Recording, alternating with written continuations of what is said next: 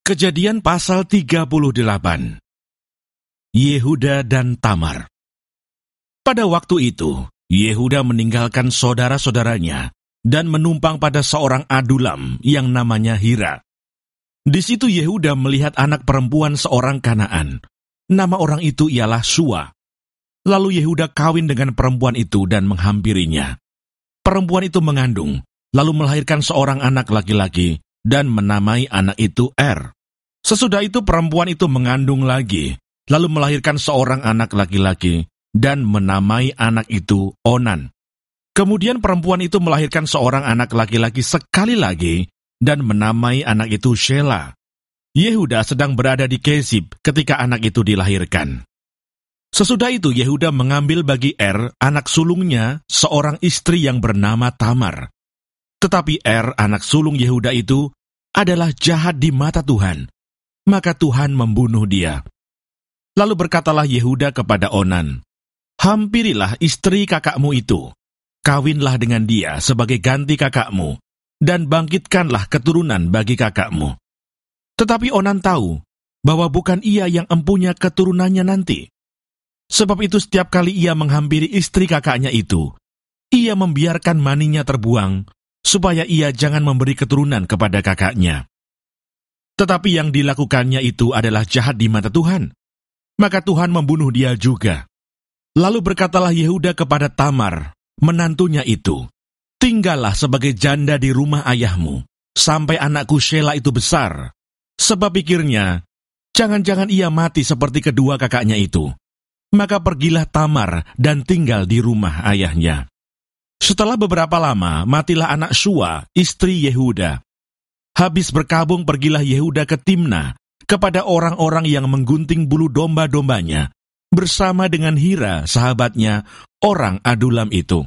Ketika dikabarkan kepada Tamar, "Bapa mertuamu sedang di jalan ke Timna untuk menggunting bulu domba-dombanya," maka ditanggalkannya lah pakaian kejandaannya. Ia bertelekung dan berselubung, lalu pergi duduk di pintu masuk ke Enaim yang di jalan ke Timna, karena dilihatnya bahwa Shela telah menjadi besar, dan dia tidak diberikan juga kepada Shela itu untuk menjadi istrinya. Ketika Yehuda melihat dia, disangkanyalah dia seorang perempuan sundal, karena ia menutupi mukanya.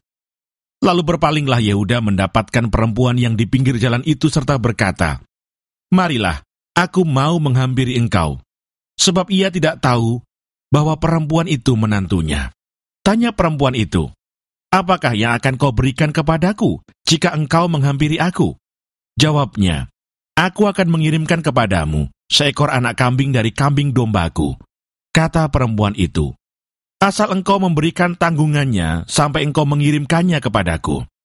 Tanyanya, "Apakah tanggungan yang harus kuberikan kepadamu?" Jawab perempuan itu, "Cap materaimu, serta kalungmu, dan tongkat yang ada di tanganmu itu." Lalu diberikannya lah semuanya itu kepadanya. Maka ia menghampirinya. Perempuan itu mengandung daripadanya. Bangunlah perempuan itu, lalu pergi, ditanggalkannya telekungnya, dan dikenakannya pula pakaian kejandaannya.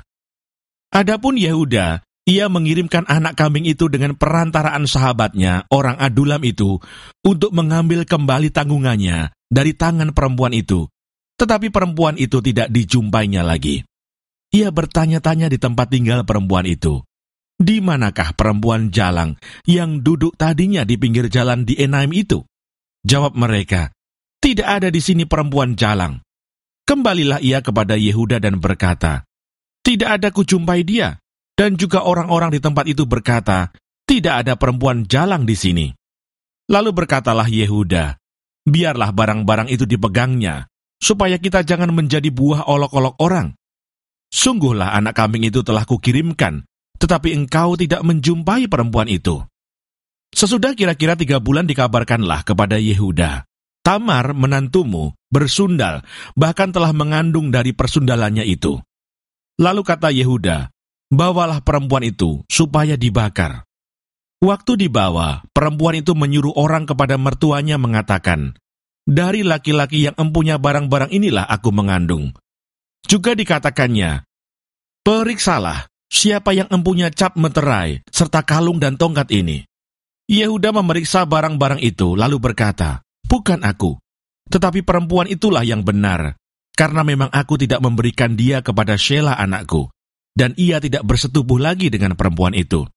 Pada waktu perempuan itu hendak bersalin, nyatalah ada anak kembar dalam kandungannya, dan ketika ia bersalin, seorang dari anak itu mengeluarkan tangannya, lalu dipegang oleh bidan, diikatnya dengan benang kirmisi serta berkata, "Inilah yang lebih dahulu keluar." Ketika anak itu menarik tangannya kembali, keluarlah saudaranya laki-laki dan bidan itu berkata, "Alangkah kuatnya engkau menembus keluar." Maka anak itu dinamai Peres. Sesudah itu keluarlah saudaranya laki-laki yang tangannya telah berikat benang kirmisi itu, lalu kepadanya diberi nama Serah.